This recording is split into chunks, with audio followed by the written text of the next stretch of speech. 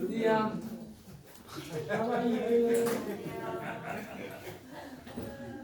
아이미 하영이. 하와이유. 반갑습니다. 오늘 이렇게 교회가 이렇게 꽉 차서 너무 행복하고 너무 감사하고요. 우리 권사님이 찬양을 너무 어렵게 하셔서 I'm so happy.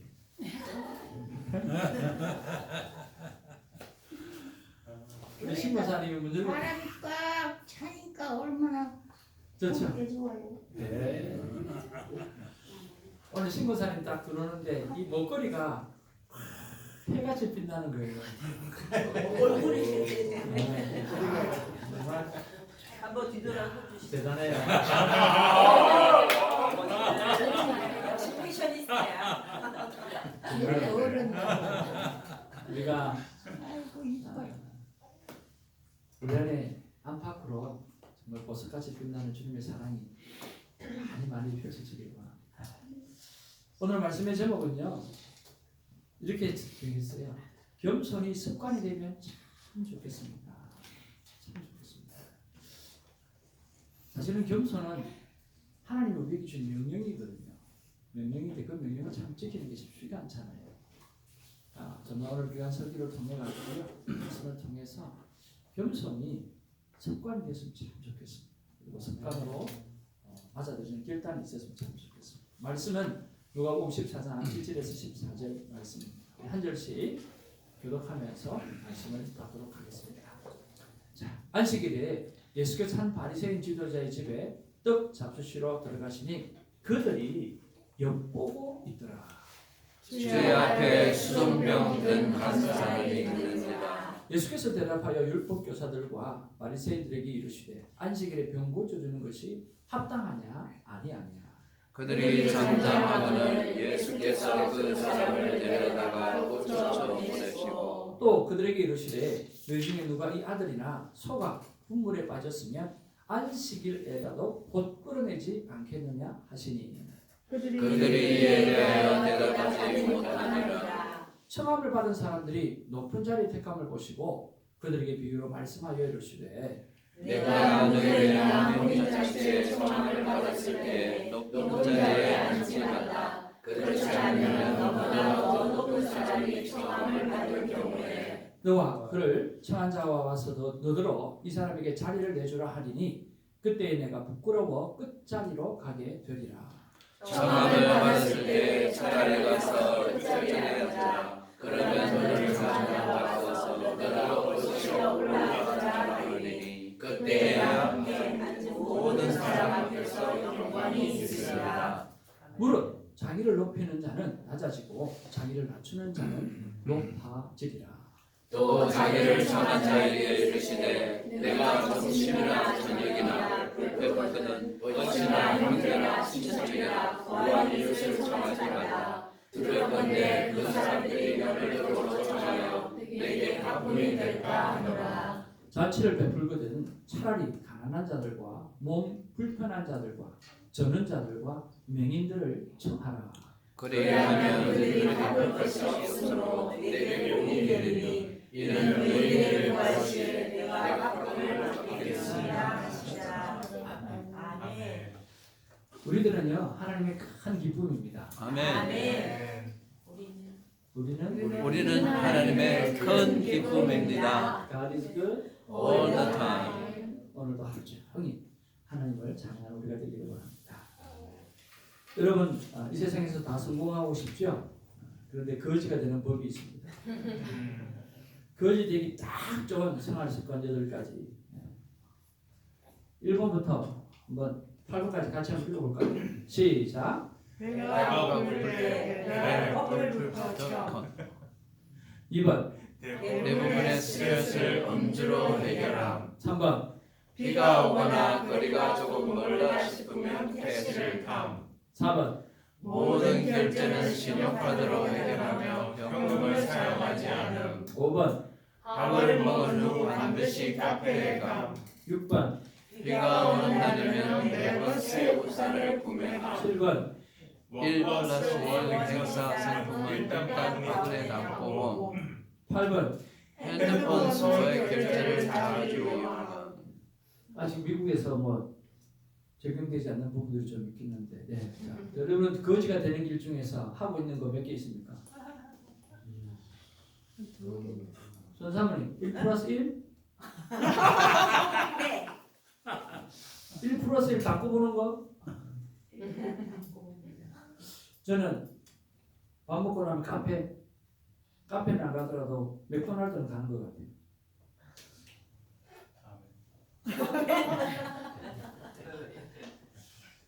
여기까지 있죠? 이게 거지되기 딱 좋은 습관이라고 합니다. 그래서 나쁜 습관을 길들이는 것과 좋은 습관을 길들이는 것의 차이는 인생의 성공과 실패를 나눈다고 하지 않습니까? 그래서 좋은 습관은 우리를 배신하지 않는다.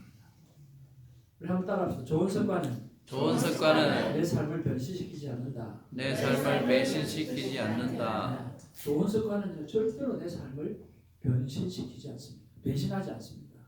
그래서 여러분 성공을 꿈꾸면서 좋은 습관을 길들이려고 하지 않는 습관을 가진다면 그것처럼 무식한 것은 없는 것입니다. 정말 어떤 습관을 들였으면 좋겠고요. 결단했으면 좋겠고요. 저는 이 습관에 관한 말을 하는 것을 습관을 드리고 싶어서 자꾸만 이야기를 합니다. 왜냐하면 이 습관에 관한 이야기를 자꾸만 이야기하다 보면 어떤 일이 생길까요? 습관의 중요성을 내가 인식하게 되어지고 또 그것을 귀하게 생각하게 되어지고 나도 좋은 습관을 기르려고 애쓰게 되어지기 때문에 있습니다.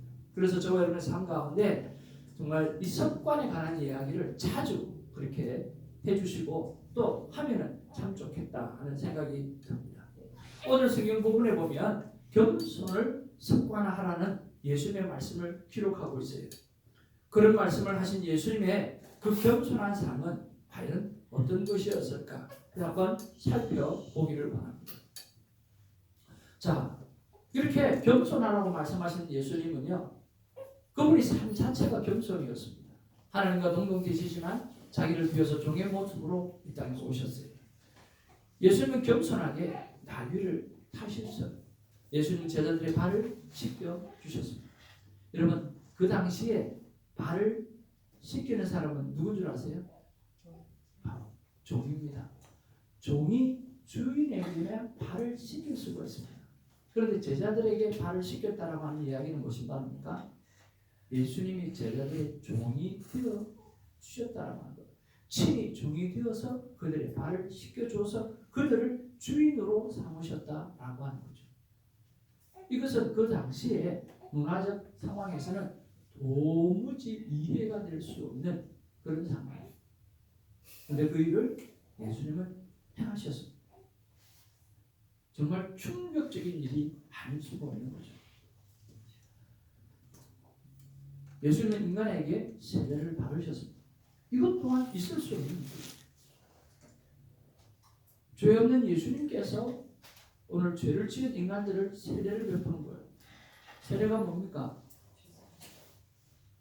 우리 일명제 세례 받은 지 며칠 안 됐는데 세례가 뭐죠? 아멘입니까? 세례가 뭐죠? 아멘. 그게 뭐죠?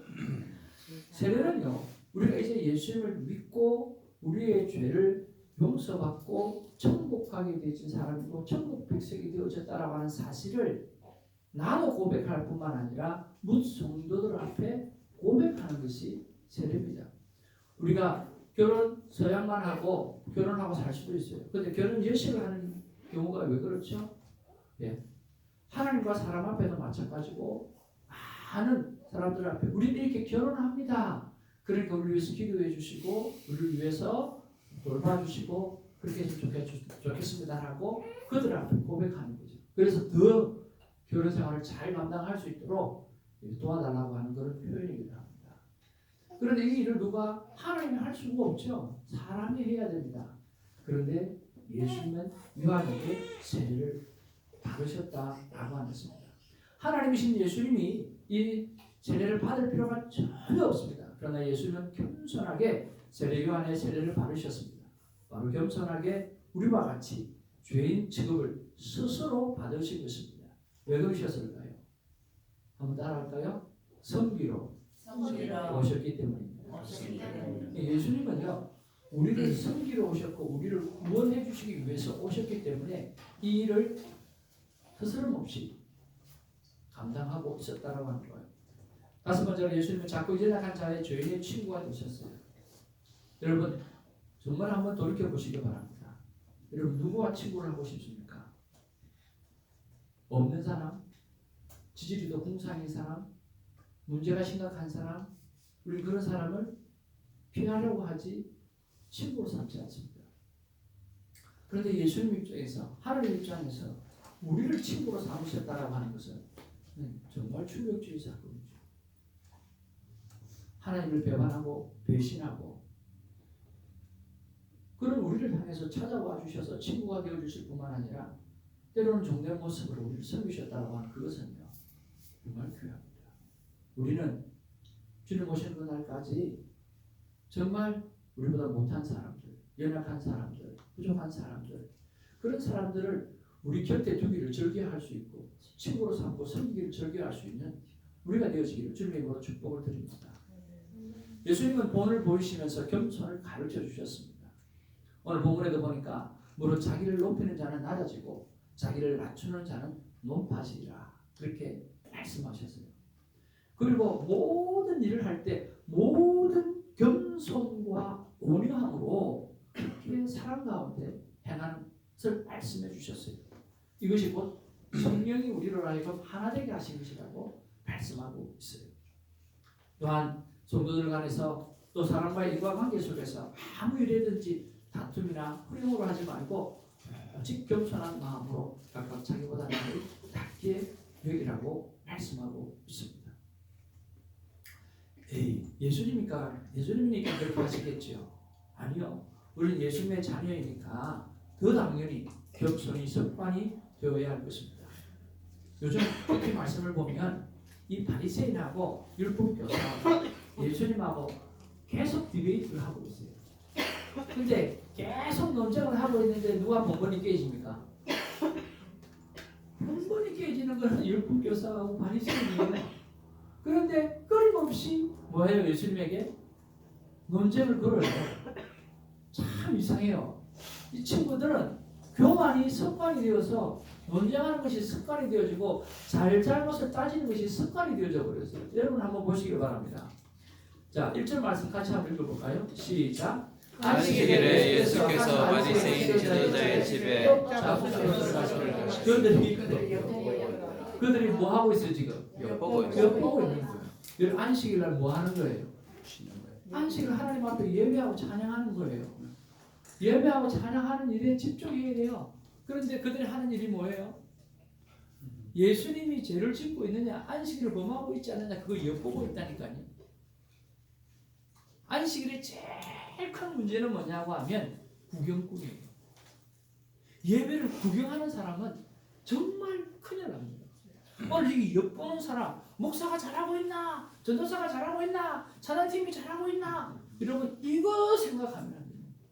어떻게 하든지 내가 하나님 앞에 예배에 집중하고 있는가, 그리고 다른 사람이 예배를 잘 올려드릴 수 있도록 내가 뭔가를 행하고 있는가라고 하는 그런 부분에서 집중할 수 있어야 되는데, 오늘 바리새인이나 율법교사들은 예수님께서 안식일을 범하고 있나 하는 그걸 엿보고 있다는 거예요.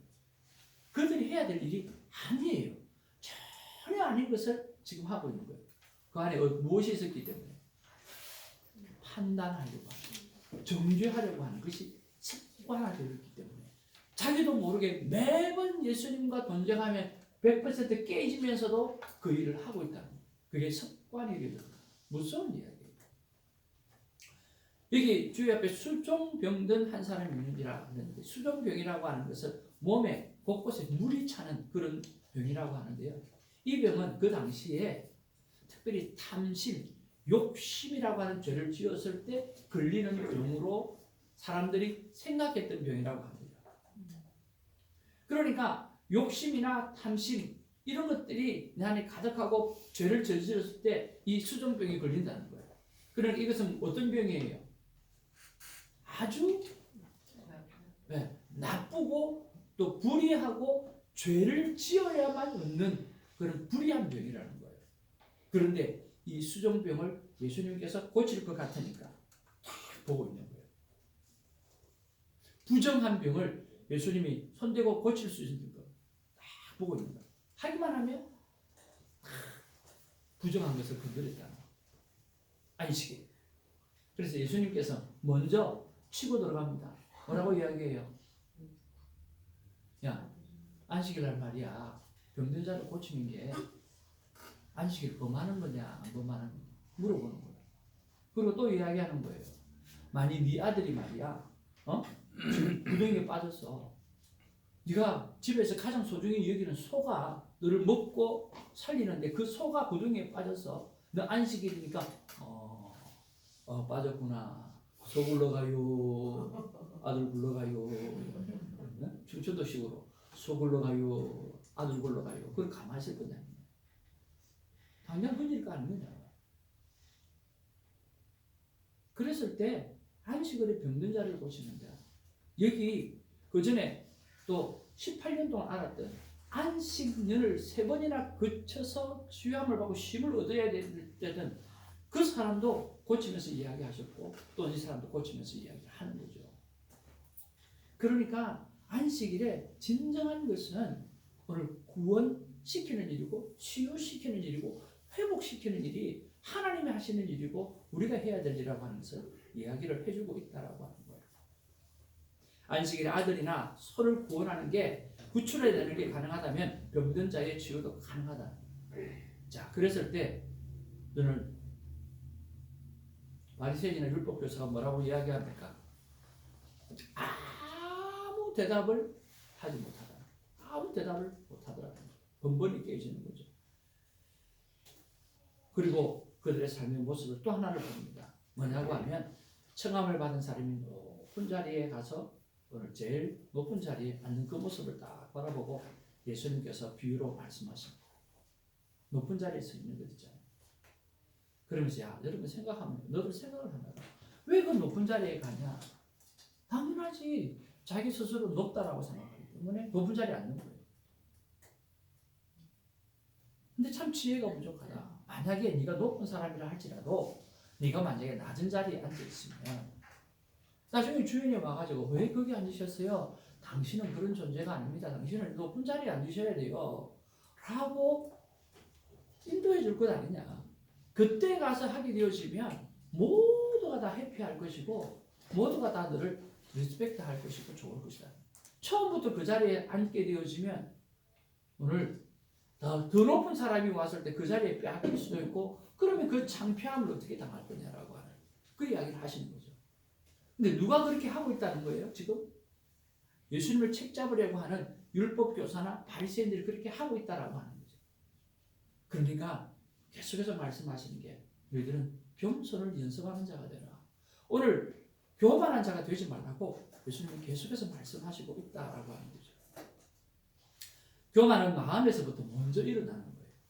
그래서 그 자리에 그냥 앉아버리는, 높은 자리에 그냥 앉아버리는 거죠.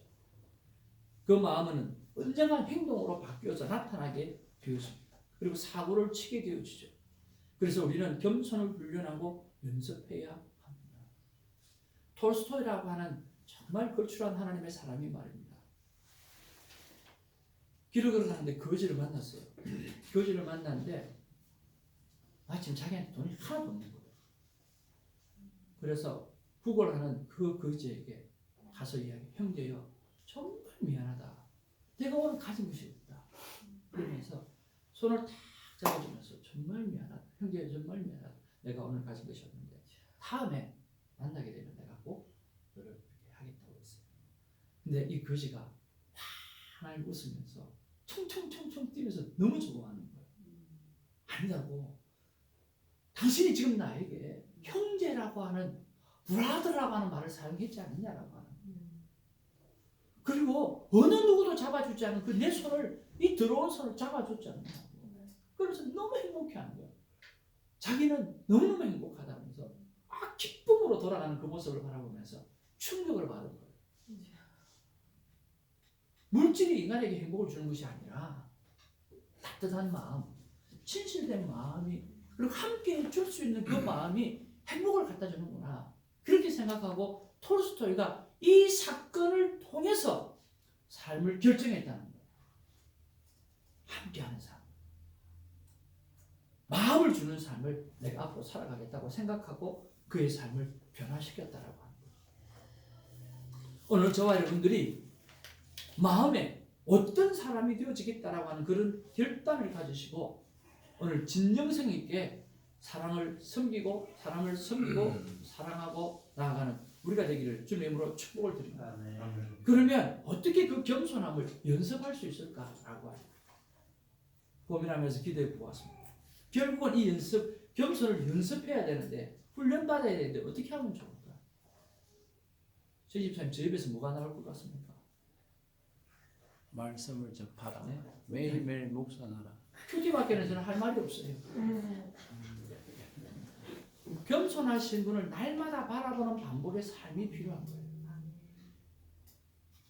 예수님은 겸손을 실천하신 분이고 그보다 우리에게 큰 겸손을 보여주신 인류 역사상 아무도 없어요. 따라합시다. 모든 신은 인간에게서 경배받기를 원한다. 경배받기를 원한다. 그러면 이 땅의 모든 신은 인간들로 하여금 경배를 받기를 원해요. 그런데 하나님만은 어땠어요? 인간을 섬기러 오신 거예요. 유일하신 예수 그리스도만은 하나님이신 그분은 인간을 섬기러 오셨고 인간을 구원하러 오셨다라고 합니다. 어떤 신도 인간을 위해서 뭔가 하려고 하는 신이 없고 인간에게 뭔가를 받으려고 하는 신들은 있어도 인간을 섬기려고 하는 신은 없다라고 하는 것입니다. 그래서 기독교는 토럴리 세상에 가지고 있는 종교와 다른 종교라고 합니다. 그래서 예수를 믿어야 돼요. 그래서 하나님이 우리 가정에 너무나 귀중하고 소중한 거예요. 1, 2명째 아멘? 할렐루야. 와! 세례 받으니까 할렐루야가 그냥 막 튀어나와.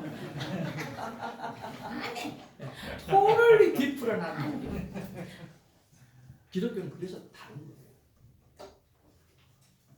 그래서 우리는 날마다 겸손함의 전체였던 그 예수님을 바라보는 그런 반복적인 삶이 필요해요. 또 하나는 뭐가 필요할까요? 자신이 겸손하게 드린 기도를 반복하는 삶이 필요해요. 얼마 전에 두세 차례 계속해서 그 마음을 주시는 거예요.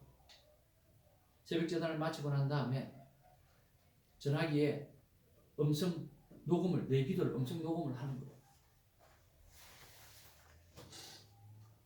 음성 녹음을 하고 낮 시간에 차에 가면서 아내가 보지 말라는 영상은 안 보고 기도를 듣는 거예요. 그건 볼 필요도 없잖아요. 그러니까 그 짧은 10분간의 기도밖에 되지 않지만 5번, 6번, 7번 반복해서 들으니까 그 새벽의 영성이 그대로 낮 시간에까지도 살아있는 거예요. 계속 그렇게 살면 얼마나 좋겠습니까? 근데 그 삶이 참 좋더라고요. 여러분의 기도를 요즘에는 셀폰을 펴고 얼마든지 녹음할 수 있어요. 이제 이민 초기에는 기도방에 들어가서 이만한 녹음 테이프에다가 그라지 세일인가 가가지고 요만한 녹음기를 하나 사가지고 그것을 두 개 빨간 거 누르고 녹음 누르고 플레이 누르고 해서 녹음을 딱 해가지고 새벽에 신문 돌릴 때 그걸 계속해서 들었거든요. 그거 듣다가 너무 은혜돼갖고 울다가 경찰한테 잡혀갖고 스티커도 끊기고 시민권 받는 날 됐으니까 얼마나 스티커가 많은지 범죄 기록이 그렇게 많아가지고 그거 다 범죄로 취급하더라고요. 너무 많은 거예요. 신문 돌렸지, 타운뉴스 돌렸지, 교차로 돌렸지, 학원 몇 년 했지. 그러니까 목회자가 할 수 있는 게 별로 없어요. 그죠? 말씀 전하는 거하고 운전하는 거. 운전을 그렇게 많이 하다 보면 딱지가 얼마나 많은지 몰라요. 근데 그거를 언제 어떻게 걸렸고 어떻게 지웠는지 그거 다 적으라는 거예요. 그 많은 걸 어떻게 다 지워? 찾는데 좀 애를 먹었어요. 그러니까 여러분들이 여러분의 기도를 녹음해 보세요. 그리고 그거를 낮에 계속해서 한두 번 들어보십시오. 그러면 그 아침에 기도드렸던 그 진실된 마음 있잖아요. 그 깨끗한 마음 있잖아요. 하나님 앞에 맑은 마음 있잖아요. 그게 그대로 전수되어진다는 거예요. 그래서 자신이 겸손하게 드린 기도를 반복해서 듣는 습관들이 노력으로 우리가 필요하다고 생각이 듭니다. 세 번째는 겸손한 말을 정해두고 자주 사용해야 됩니다. 여러분 굉장히 중요한 이야기거든요. 저는 대학법 강의할 때는 이야기하지만 우리 크리스천이 큰 도움을 줬어요. 가은아, 너 좀 이렇게 좀 했으면 좋았겠는데. 그러니까 뭐 아빠는요. 아빠는 잘해요. 이렇게 말이 나와야 되는데 그렇게 말을 안 하고 이렇게 말하더라고요. 한번 따라할까요? 그러게요. 그러게요. 그렇게 했으면 좋았을 거예요. 그렇게 했으면 좋았을 거예요. 근데 내가 미안해져 버리는 거야. 너 이렇게 하면 참 좋겠는데 라고 이야기했더니 아니요. 저 그거보다 이거 더 좋아해요. 아빠 이게 더 낫지 않아요? 그렇게 이야기할 수 있잖아요. 그런데 우리 가은이가 내 딸이 그러게요. 그렇게 했으면 좋았을 거예요. 아 그렇게 말하는데 내가 얼마나 미안한지. 그래서 대화법 할 때 꼭 이 말을 넣어요. 그러게요.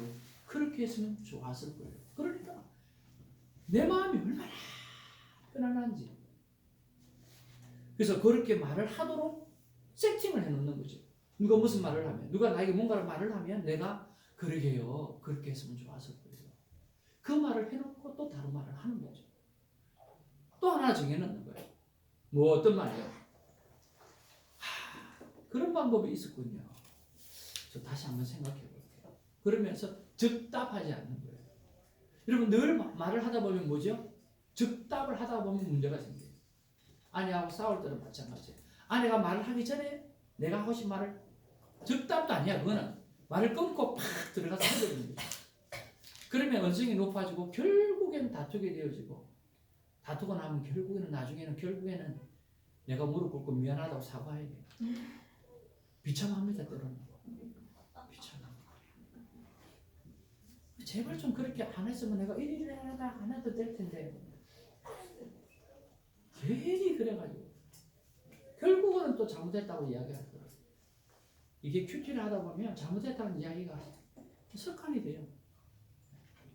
겸손한 말을 정해두고 자주 사용하기를 여러분 애쓰시기를 주명으로 축복을 드립니다. 테니스 할 때도 제가 말씀드렸잖아요. 제가 코치지만 하고 난 다음에 하는 말이 있잖아요. 잘 배웠습니다. 상대가 얼마나 기분 좋겠어요. 잘 배웠습니다. 잘 배웠습니다. 이런 것들은 정해놓고 하는 거죠. 여러분 정해놓고 내가 겸손한 말을 정해놓고 자주 사용하는 반복하게 되어지면 겸손이 습관화 되어질 수 있는 거죠. 네 번째는요. 겸손히 무릎 꿇기를 반복하는 삶을 오늘도 말씀을 다 하고 난 다음에 무릎을 꿇고 하나님 한마디 하시려고 하면 못하는 무릎 꿇는 거죠. 저에게 가면 무릎을 꿇고 하나님 어떻게 하면 좋겠습니까? 심심하고 무릎을 꿇는 거예요. 여러분 삶을 돌이켜 보십시오. 언제 무릎 꿇습니까? 화장실 똥 쌀 때 아니면 잘 앉지도 않잖아요. 근데 무릎을 자꾸 꿇으셔야 돼요. 하나님 앞에 우리 인간이 해야 되는 무릎 꿇는 거죠. 여러분 그걸 습관하게 되어지면 겸손해지는 거죠. 마지막으로 나는 하나님의 사랑을 입은 자인 것을 고백하는 반복의 삶이 필요합니다. 제가 이런 말을 했더니요. 우리 애냥 집사님 그걸 그대로 받아가지고 큐티할 때마다 그걸 꼭 기록한다는 거예요.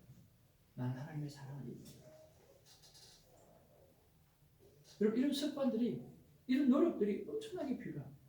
그렇게 되어질 때 우리는 나도 모르게 성령 하나님께서 이끌어 주시는 겸손의 삶을 살게 되어지는 거죠. 우리 지난번에 아시는 분 한 분을 이렇게 섬겼다고 그랬잖아요. 우리 어머님이 그 아파트 같이 사시는데요. 그분이 돌아가셨대요. 되게 마음이 아프더라고요. 그분이 첫 번째 제가 섬기고 난 다음에 굉장히 감동을 받고 우리 아내하고 섬기는 감동을 받고 그 집안에 있는 바퀴벌레를 제가 며칠에 가서 다 잡아줬거든요. 바퀴벌레하고 같이 살더라고요.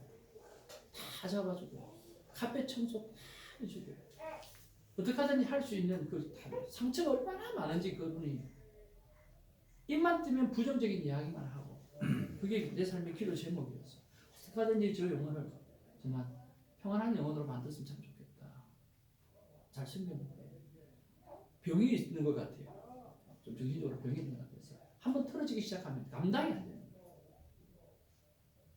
그래서 정중하게 사과를 하고 그만두세요.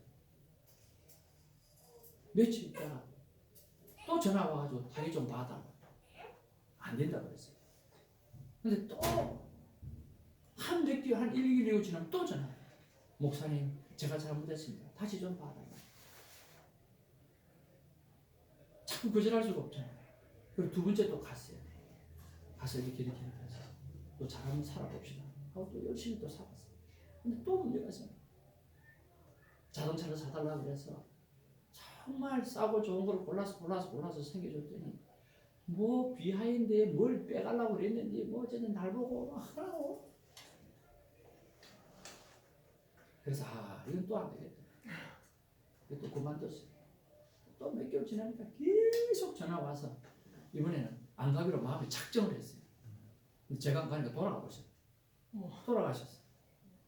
네, 모르겠습니다. 사람들이 유구동성으로 잘 죽었다고 그렇게 이야기를 하더라고요.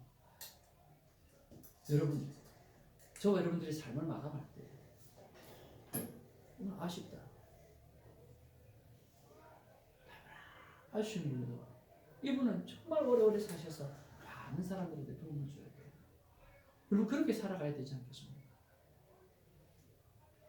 하나님의 사랑을 입은 자로서 겸손하게 고백해서 우리의 인생이 마감되어졌을 때 정말 보고 싶은 사람, 정말 함께하고 싶은 사람, 정말 같이 하고 싶은 사람, 그런 사람으로 고백받는 저와 여러분 되어지기를 주님으로 축복을 드립니다. 아멘.